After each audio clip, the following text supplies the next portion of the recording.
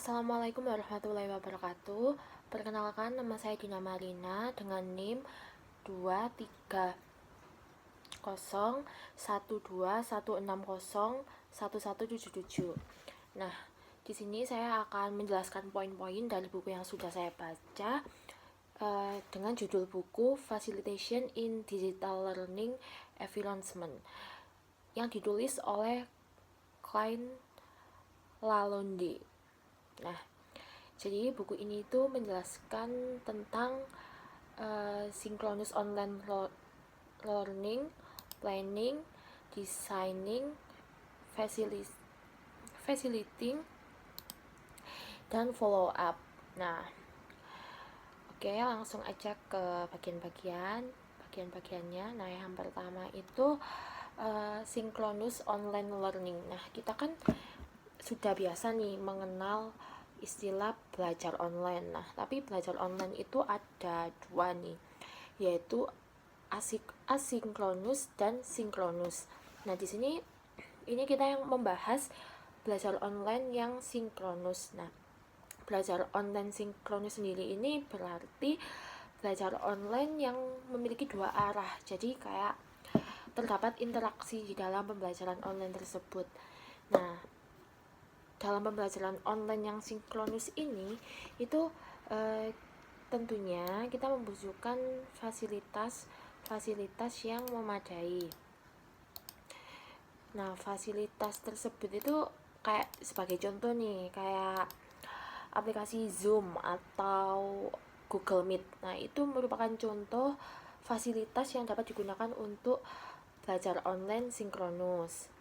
Karena belajar online sinkronus itu belajar online yang pada waktu yang sama, jadi bertepatan waktu yang sama gitu. Nah, selanjutnya yaitu planning atau perencanaan. Nah, dalam planning ini, dalam saat merencanakan sesi online yang sinkron, nah kalian ini perlu memikirkan alasan apa sih mengadakan pembelajaran online tersebut. Nah, kita harus tahu tujuan dari pembelajaran itu. Yang pertama, kita harus memikirkan keseluruhan sesi yang ingin diadakan, mengapa tujuan ini diadakan, sampai kemungkinan-kemungkinan yang ada di dalam sesi sinkron tersebut. Nah, kemudian yaitu ada designing atau perencanaan. Nah, jadi selain kita harus menentukan tujuan, kita juga harus merancang. Nah, merancang pembelajaran adalah topik yang paling besar karena kita perlu mempertimbangkan dan memikirkan sesi sinkron tersebut. Nah, Anda harus mencapai tujuan pembelajaran. Jadi tujuan pembelajaran itu harus jelas gitu. Nah, kemudian langsung aja nih ya, poin-poin yang penting aja. Itu ada facilitating atau fasilitas. Nah, bentar. Jadi kita harus melihat fasilitas dari awal hingga akhir pembelajaran online sinkronus. Nah, sebagai fasilitator nih, sebagai orang yang menyelenggarakan pembelajaran sinkronus itu tadi, kita harus menyiapkan fasilitas sebagai contoh kecilnya itu, misal kita mengunggah slide atau melakukan pemeriksaan audio, terus kita menyiapkan PowerPoint supaya lebih jelas untuk disampaikannya gitu. Nah, terus yang terakhir yaitu ada follow up ini juga gak kalah penting ya teman-teman, karena ya dari follow up itu tadi kita tahu pembelajaran online tersebut itu tercapai apa enggaknya gitu.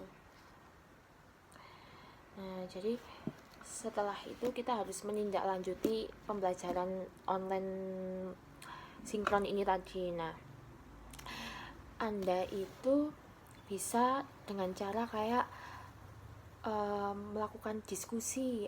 Setelah pembelajaran sinkron ini, kalian diskusikan apa yang kalian dapat dari pembelajaran ini. Terus kalian juga bisa dengan cara mengirim tautan rekaman sesi gitu. Terus pesan-pesan apa sih yang tersampaikan tadi bisa dikirim melalui email atau dari mana gitu. Jadi itu penting banget supaya pesertanya ini tadi benar-benar memperhatikan pembelajaran online sinkron ini tadi. Nah, kurang lebih itu poin-poin dasar dari buku yang sudah saya baca. Kurang lebihnya mohon maaf. Saya Dina Marina, saya akhiri. Wassalamualaikum warahmatullahi wabarakatuh.